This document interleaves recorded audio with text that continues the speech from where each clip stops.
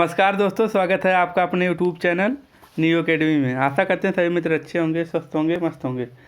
दोस्तों, कल हम लोगों ने क्या पढ़ा था? सुप्रीम कोर्ट पढ़ा था। तो आज हम लोग पढ़ेंगे हाई कोर्ट पढ़ेंगे। सुप्रीम कोर्ट और हाई कोर्ट से ही मुख्यतः कुछ प्रश्न जो है आते हैं। जैसे मैंने बताया था कि इंडिया में जो है, भारत में एकीकृत न्यायपालिका की व्यवस्था को अपनाया गया है, जिसमें सबसे ऊपर क्या आता है सुप्रीम कोर्ट आता है। उसके नीचे क्या है? हाई कोर्ट है। उसके नीचे क्या है? डिस्ट्रिक्ट कोर्ट आता है। तो आज हम लोग कवर करेंगे हाई कोर्ट। तो चलिए दोस्त, शुरू करते हैं हाई कोर्ट से जुड़े हुए क्वेश्चन को कैसे कवर करते हैं। उच्च न्यायालय इसी को हाई कोर्ट कहा जाता है, आप लोगों को पता है। तो दोस्त, सबसे पहले देखते हैं कि जब 1862 में 3 हाई कोर्ट थे: कलकत्ता उच्च न्यायालय, मद्रास उच्च न्यायालय और बम्बई उच्च न्यायालय। 1862 में इनका गठन किया गया था।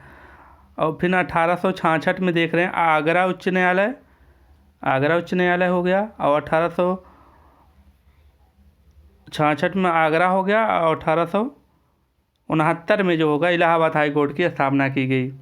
अब वर्तमान में यहाँ पूछेगा एक पॉइंट यहाँ बन जाता है, वर्तमान में कितने उच्च न्यायालय हैं? तो 25 है। 25वां कौन सा बना? अभी 2019 में जो है आंध्र प्रदेश की स्थापना किया गया था। इसके बाद 2013 में तीन जो होता है इसका गठन किया गया था, 3 उच्च न्यायालय का। आप देख रहे हैं कहाँ 22वां मेघालय में था, 23वां मणिपुर, 24वां त्रिपुरा में है। तो इनका चारों का आप लोग देख रहे हैं यहाँ देख रहे हैं गुवाहाटी का जो हाई कोर्ट का, जो असम, अरुणाचल प्रदेश और जो होता है मिजोरम, नागालैंड, ये तीनों का जो होता है हाई कोर्ट कौन सा है? गुवाहाटी है। इस तरीके से आप लोग देख लीजिए। 2019 में मैंने बताया 25वां जो है हाई कोर्ट क्या था? आंध्र प्रदेश। इसके बाद देख रहे हैं कुछ बेसिक पॉइंट हम जानते हैं यहाँ से, जैसे किस भाग में इनका वर्णन है, हाई कोर्ट का किस भाग में है। जैसे हम लोगों ने सुप्रीम कोर्ट पढ़ा था, तो भाग 5 में जो होता है सुप्रीम कोर्ट का गठन किया गया है, भाग 5 में। अब भाग 6 में क्या है? हाई कोर्ट का गठन किया गया है। कितने से कितने अनुच्छेद तक है? 214 से लेकर 231 तक उच्च न्यायालय की व्यवस्था किया गया है। इसके बाद आते हैं, हम लोग देखते हैं कि महत्वपूर्ण अनुच्छेद हैं, हमको ये बेसिक चीज़ है, इन्हें हमें जानना होता है। 214 में क्या है? प्रत्येक राज्य में उच्च न्यायालय होगा। और 231 में क्या है? 2 या 2 से अधिक राज्यों के लिए एक हाई कोर्ट हो सकता है। जैसे आप लोग देख रहे हैं यहाँ पंजाब हाई कोर्ट, पंजाब और हरियाणा हाई कोर्ट का जो होता है इसका चंडीगढ़ होता है। चेन्नई के आप देख रहे हैं तमिलनाडु हो गया, पुदुचेरी हो गया, 2 हो गया। इसके नीचे देख रहे हैं केरल देख रहे हैं, कलकत्ता देख रहे हैं हम लोग। इस तरीके से इनका होता है। तो आप लोग इसके बाद देख रहे हैं, अब शपथ पे आते हैं। हाई कोर्ट के न्यायाधीश की शपथ कौन दिलाता है? तो राज्यपाल दिलाते हैं। और सुप्रीम कोर्ट में पूछता है तो राष्ट्रपति दिलाते हैं। ये मतलब बहुत ही इम्पोर्टेंट चीज़ है, ये कन्फ्यूजन होता है, या इसको आप लोग ध्यान रखना। नियुक्ति के संदर्भ में कहा जाता है कि दोनों की नियुक्ति हाई कोर्ट हुआ या सुप्रीम कोर्ट हुआ, कि नियुक्ति कौन करते हैं? राष्ट्रपति जी करते हैं। कार्यकाल में डिफरेंट होता है। कार्यकाल अगर हाई कोर्ट का पूछता है तो 62 वर्ष होता है, सुप्रीम कोर्ट में पूछता है तो 65 वर्ष होता है। ठीक है मित्र, इसको देख लिए हम लोग। इसके बाद आते हैं अनुच्छेद 241 में। अनुच्छेद 241 में ये प्रावधान किया गया है, केंद्र शासित प्रदेश में भी हो सकता है। जैसे कि किस केंद्र शासित प्रदेश में हाई कोर्ट है, तो जो होता है आपके दिल्ली में है। तो इसके बाद 215 आर्टिकल में आते हैं, हम लोग देखते हैं कि 215 में क्या है? अभिलेखी न्यायालय, इसका हो गया प्रावधान। 215 में अभिलेखी न्यायालय हो गया। 216 में, अनुच्छेद 216 में क्या हो गया? हाई कोर्ट का गठन होगा, जिसमें एक जो है मुख्य न्यायाधीश रहेंगे और प्लस जो अन्य रहेंगे। अन्य की कोई सीमा नहीं है। किसी भी राज्य में अगर राष्ट्रपति चाहते हैं तो बढ़ा सकते हैं, न्यायाधीशों की संख्या घटा सकते हैं। वो जनसंख्या के हिसाब से राष्ट्रपति उसमें कर सकते हैं, बढ़ा घटा सकते हैं। यहाँ अन्य का कोई जो है निश्चय काल नहीं है कितने रहेंगे। तो 217 में आता है, इम्पोर्टेंट आर्टिकल है। 217 में क्या है? नियुक्ति है, किसकी नियुक्ति है? हाई कोर्ट के जज की नियुक्ति है। भारत के मतलब राष्ट्रपति जी करते हैं, किनकी सलाह पर करते हैं? सुप्रीम कोर्ट के मुख्य न्यायाधीश और जो है राज्यपाल की सलाह पर जो होता है हाई कोर्ट के न्यायाधीश की नियुक्ति करते हैं। कार्यकाल कितना होता है? तो 62 वर्ष का कार्यकाल होता है। इसके बाद हम लोग देख रहे हैं 223 आर्टिकल में क्या है? न्यायाधीश की नियुक्ति जो होता है कि और जो होते हैं कार्यवाहक न्यायाधीश की नियुक्ति किस आर्टिकल में? 223 में है। कौन नियुक्ति करता है? राष्ट्रपति जी करते हैं। इसके बाद 224 और 224A हम लोग इसको देखते हैं, दोनों में मतलब बहुत कम डिफरेंट आता है, ज़्यादा डिफरेंट नहीं है, दोनों में थोड़ा ही है। जैसे कि आप 224 देख रहे हैं, 224A देख रहे हैं। 224 में क्या है? अपर न्यायाधीश की नियुक्ति कौन करते हैं? राष्ट्रपति करते हैं।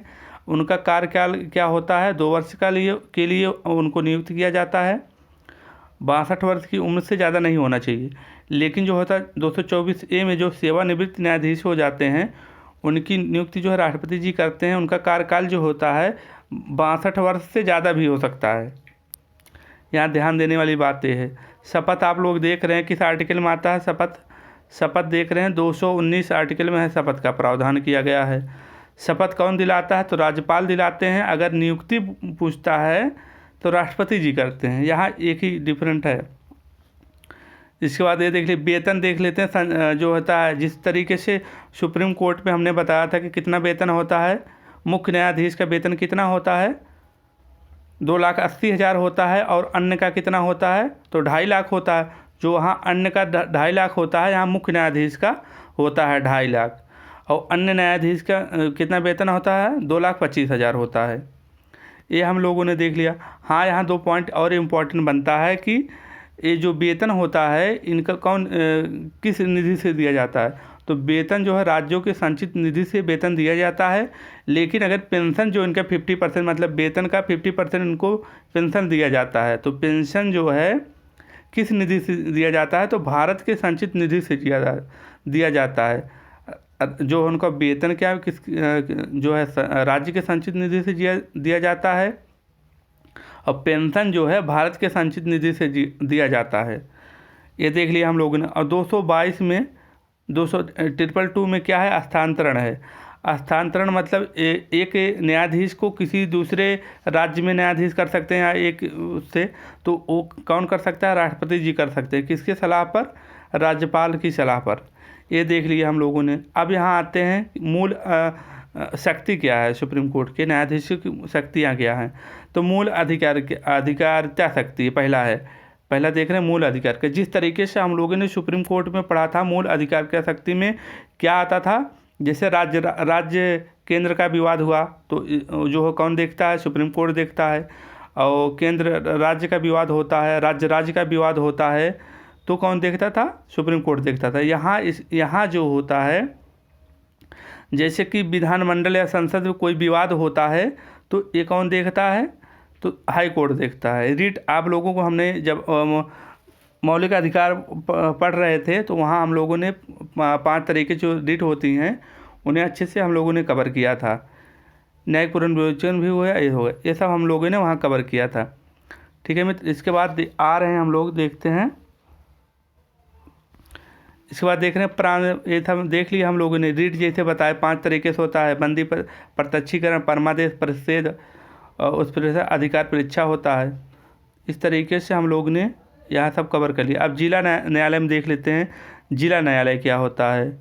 जिला न्यायालय का गठन किस अनुच्छेद में? पहला पॉइंट यही बनता है कि 233 से लेके 237 तक इसका वर्णन मिलता है। जिला न्यायालय 2 तरीके से होते हैं। जैसे एक दीवानी न्यायालय हो गया, एक आपराधिक मामले देखते हैं। दीवानी न्यायालय में जैसे जिला न्यायालय हो गया, इस तरीके से है। सत्र और जिला न्यायालय की पॉइंट यहाँ बनता है इतना पॉइंट। सत्र और जिला न्यायाधीश की नियुक्ति कौन करता है? राज्यपाल करता है। इस तरीके से मित्र इन्हें हम लोगों ने अच्छे से कवर कर लिया है। जिला न्यायालय से बहुत ज़्यादा क्वेश्चन नहीं पूछा जाता है। तो इस तरीके से मित्र जो है हम लोगों ने अच्छे से कवर किया है। इसके बाद एक और वीडियो लाएंगे, तीनों को कंपैरिजन करके पढ़ेंगे हम लोग। सुप्रीम कोर्ट, हाई कोर्ट और डिस्ट्रिक्ट कोर्ट को दोनों को तीनों में कंपैरिजन करके पढ़ेंगे उन सब चीज़ों को जो एग्ज़ाम के लिए बहुत ही इम्पोर्टेंट है। ठीक है मित्र, मिलते हैं अगले वीडियो में। तब तक के लिए धन्यवाद। Thank you for watching.